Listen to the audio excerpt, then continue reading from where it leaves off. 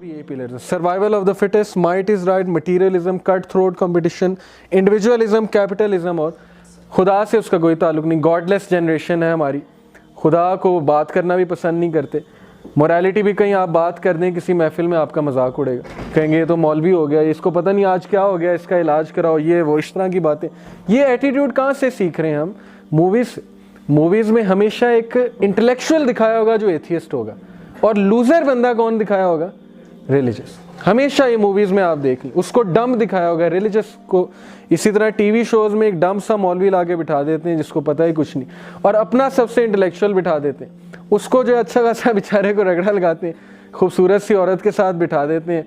वो मौलवी साहब जो है उधर देखते रहते हैं और उनको जवाब देना भी नहीं आता। और शो क्या करते हैं लोगों के, मौलवी डम होते हैं। रिलीजन जो है वो बड़ा डिग्रेड किया गया। तो क्यों नहीं बुलाते जाकिर नाइक जैसे लोगों, हमजा जॉर्सिस को क्यों नहीं बुलाते? ये जो पिलर्स हैं ये तो बचपन में मेरे टाइम में, बचपन से कह लूँगा, स्टार्ट करते थे। आपने बार बार मूवी से कहना, आई वाज थिंकिंग कि ये 7 चीज़ें कौन सी मूवी में देखी हैं, तो then just came out to my mind कि मैं अमेरिका में पढ़ रहा हूँ, मैंने लायन किंग देखी है, crappy movie, it has all that. Exactly, ये starting from the children, even Tom and Jerry. देखें एक चीज़ के पिलर्स ये हैं, तो उनका मीडिया भी ये होगा, उनके एंकर, उनका एजुकेशन सिस्टम इस पे बेस्ड है, तो प्रोडक्ट ये निकाल रहे हैं। अब ये जो प्रोडक्ट है ये दज्जाल के फॉलोअर्स हैं, क्योंकि दज्जाल की सिविलाइजेशन के ये पिलर्स है अकॉर्डिंग टू हदीस। Yes, ethos mean ethical system. कैसे कि नबी सल्लल्लाहु अलैहि वसल्लम ने कहा कि हूएवर हियर्स ऑफ दज्जाल let him not go near to him, because एक बंदा बड़े से बड़ा मोमिन जाएगा उसके करीब,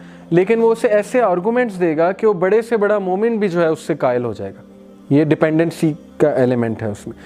ह्यूमन बीइंग उसकी सिविलाइजेशन पे बहुत डिपेंडेंट हो चुके होंगे, इसलिए उससे जान छुड़ाना बहुत मुश्किल है। एक बंदे ने आलिम से पूछा कि उसके माथे पे तो काफिर लिखा होगा, तो हाउ इज़ इट पॉसिबल कि हर मुस्लिम तो पढ़ लेगा, हमें तो पता लग जाएगा वो दज्जाल है, so how you are saying कि जी वो उसके माथे पे काफिर लिखा होगा, फिर भी हम उसे फॉलो करेंगे?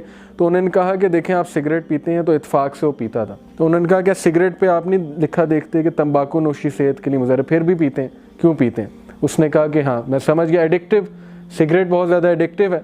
तो यही बात है कि दज्जाल की सिविलाइजेशन एडिक्टिव है बहुत ज़्यादा, क्योंकि वो मटीरियलिस्टिक वैल्यूज़ की बात करती है, क्योंकि उसमें ऐसे एलिमेंट्स मौजूद हैं जो ह्यूमन फॉल्स नेचर को जो है बहुत ज़्यादा अपील करते हैं। वो क्या है कि देखें डिपेंडेंसी ऐसे है कि उन्होंने एक स्टैंडर्ड बना दिया वेस्टर्न सिविलाइजेशन ने, वो स्टैंडर्ड यूएन है, यूनाइटेड नेशन। अब यूनाइटेड नेशन डिफ़ाइन करेगा कि सेरेमनी किस तरह होनी चाहिए। सेरेमनी में म्यूज़िक होना चाहिए, जिस सेरेमनी में म्यूज़िक नहीं है वो एबनॉर्मल सेरेमनी है। ये किसने स्टैंडर्ड डिफ़ाइन किया? इस्लाम ने तो नहीं किया ना, तो यूनाइटेड नेशन ने या उनकी बाकी चीज़ों ने डिफ़ाइन किया, मूवीज़ ने। शादी किस तरह से होनी है पूरा स्टैंडर्ड डिफाइन है, स्कूल के फंक्शंस कैसे होने हैं स्टैंडर्ड डिफाइन है, फ्री मिक्सिंग का एक स्टैंडर्ड डिफाइन है, ह्यूमन बीइंग्स के ड्रेस कोड तक उन्होंने डिफाइन कर दिए, फैशन के वो पूरे लेबल्स उन्होंने बना दिए और पूरे ब्रांड्स उन्होंने निकाल दिए। तो ये स्टैंडर्ड्स कहाँ से मुसल्लत किए जा रहे हैं? वहाँ से जो सिविलाइजेशन स्ट्रॉन्ग है वो मुसल्लत कर रही है स्टैंडर्ड। अब वो स्टैंडर्ड इस बुरी तरह हम पे मुसल्लत हैं कि जो भी उनसे हटने की कोशिश करेगा वो क्या है? एबनॉर्मल। अगर आपकी गर्लफ्रेंड नहीं है तो you are known as abnormal, अगर किसी का बॉयफ्रेंड नहीं है तो उसे एबनॉर्मल कहा जाएगा, क्योंकि एक स्टैंडर्ड डिफाइन हो गया। अब उसकी सिविलाइजेशन के स्टैंडर्ड्स होंगे, वो सिविलाइजेशन के स्टैंडर्ड्स इतने जो है वो एडिक्टिव होंगे कि नबी सल्लल्लाहु अलैहि वसल्लम ने वार्न किया है कि beware wherever you see दज्जाल flee you should run away. अब इसको मैं इस तरह से समझता हूँ, देखें कि दज्जाल से हम बच सकते हैं इस दौर में भी, हालांकि इसमें बहुत एडिक्टिव है उसकी सिविलाइजेशन। एक हदीस में तो आता है कि ऐसे दौर में जंगलों की तरफ चले जाओ और दूर हो जाओ ये इस सिविलाइजेशन से। और इकबाल ने भी ये कॉन्सेप्ट शो किया है अपनी नज़मों में कई बार, दुनिया की महफिलों से उकता गया हूँ यार। इवन हॉलीवुड की मूवीज़ अब ये शो कर रही हैं कि नेचुरल लाइफ की तरफ वापस जाना पड़ेगा। ऑब्लिवियन एक मूवी है, उसमें उन्होंने एक कॉन्सेप्ट दिखाया है कि वो मॉडर्न सिविलाइजेशन से हट के बंदा जंगल में चला जाता है और वहाँ पे बड़ी पीसफुल लाइफ जो है वो गुजारता है। तो इस तरफ हॉलीवुड भी आ रहा है, लेकिन ये अल्टीमेट सोल्यूशन है। जब कोई रास्ता नहीं होगा तो नबी सल्लल्लाहु अलैहि वसल्लम ने कहा था कि तुम माउंटेन्स की तरफ चले जाना, लेकिन इसका सोल्यूशन हो सकता है। सोल्यूशन ये है कि उसके जो टूल्स हैं उसकी सिविलाइजेशन के, मिसाल के तौर पे मैं टेलीविज़न को एक बहुत बड़ा टूल समझता हूँ दज्जाल की सिविलाइजेशन को। अब बात यह है कि टेलीविज़न से आप भाग जाएँ, टेलीविजन को देख के आप दौड़ लगाएं, क्योंकि नबी सल्लल्लाहु अलैहि वसल्लम ने कहा कि वेयर एवर यू सी दज्जाल फ्ली। ये मेरी इंटरप्रिटेशन है, यू मे डिसएग्री। मैं टेलीविज़न घर में रखना पसंद नहीं करता, क्योंकि टेलीविज़न से जो है ना वो वही चैनल्स आएंगे वही मीडियम आएगा, और उस मीडियम पे क्या दिखाया जा रहा है, ये पूरी सिविलाइजेशन प्रमोट की जा रही है। तो इस तरह मैं समझता हूँ वी आर डिपेंडेंट अपॉन दज्जाल। जब हम उसके टूल्स को ले आएंगे अपने घर में तो हम डिपेंडेंट हो जाएंगे, हम एडिक्टिव हो जाएंगे उसकी चीज़ों में, हम उस फैंटेसी वर्ल्ड में जाएंगे ज़्यादा से ज़्यादा, म्यूज़िक, टेक्नो, और वो पार्टी का माहौल, योलो का माहौल, और वो सारे सिनेमाज और ये जो फैंटास्टिक चीज़ें वो दिखाते हैं, ग्लैमर जो दिखाते हैं, वो भी हदीस आगे आएगी। लेकिन बात ये है कि उस पर डिपेंडेंट बहुत होगी इंसानियत, इसलिए मेजॉरिटी दज्जाल को फॉलो करेगी और बड़े कम लोग जो है ना उससे छुटकारा पा सकेंगे।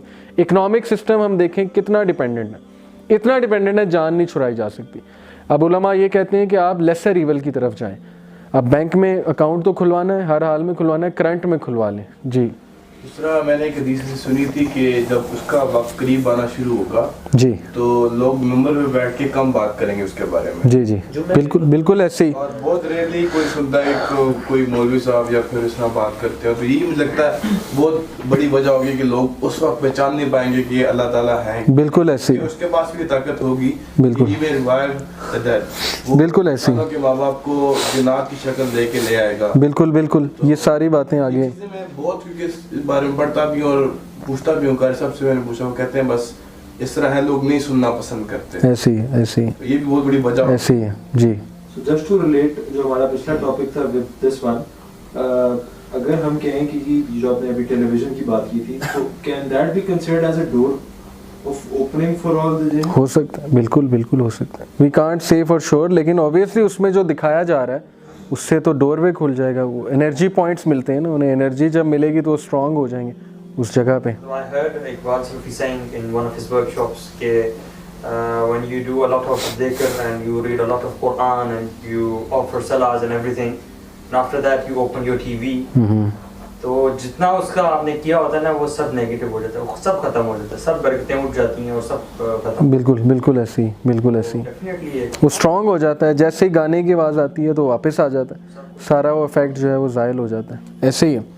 तो एक तो डिपेंडेंसी उस पर बहुत ज़्यादा ह्यूमन अकॉर्डिंग टू द हदीस के वो बहुत स्ट्रॉन्ग उसके आइडियाज़ होंगे, तो उसके करीब जाने से मना फरमाया अल्लाह के नबी सल्लल्लाहु अलैहि वसल्लम ने। अब दज्जालिक सिविलाइजेशन जो है आप देखें, आप न्यूयॉर्क चले जाएँ तो बड़ा कम चांस है इंसान के बचने का। वहाँ पे जो स्ट्रिप क्लब्स हैं और ये सारी जो एक ग्लैमर की दुनिया है, वहाँ पे इंसान खो जाता है। वहाँ पे जाके दुबई चले जाएँ, वहाँ पे इंसान खो जाता है। और यही दज्जालियत है। दज्जाल का मतलब है दजल, दजल से निकला है। दजल का मतलब है धोखा, यानी कि डिसेप्शन।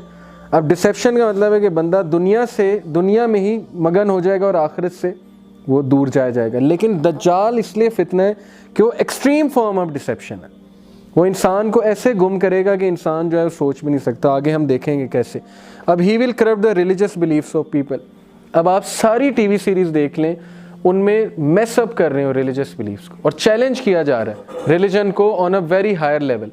और जितने भी साइंटिस्ट हैं अनफॉर्चुनेटली वो एथियस्ट हैं, बड़े बड़े साइंटिस्ट। हालांकि बहुत से साइंटिस्ट बिलीवर्स भी हैं, लेकिन ज़्यादा प्रोटोकॉल दिया जाता है एथियस्ट को, क्योंकि सिविलाइजेशन उनकी है। अब सिविलाइजेशन उनकी है तो प्रोटोकॉल दे के ऊपर भी उन्हें लाया जाएगा और लोगों को ये प्रूव किया जाएगा कि देखो साइंस तो डिफाई करती है रिलीजन को। जबकि फ्रेडरिक, दूसरा नाम मेरे जहन से निकल गया, फिजिसिस्ट था बहुत बड़ा, फ्रेडरिक इसका पहला नाम है, जर्मन साइंटिस्ट था। इसने कहा था science is like a glass of water. आप ऊपर की सतह पे आपको एथिज्म मिलेगा, लेकिन जैसे जैसे डुबकी लगाते जाएंगे at the end of the glass God is waiting for you.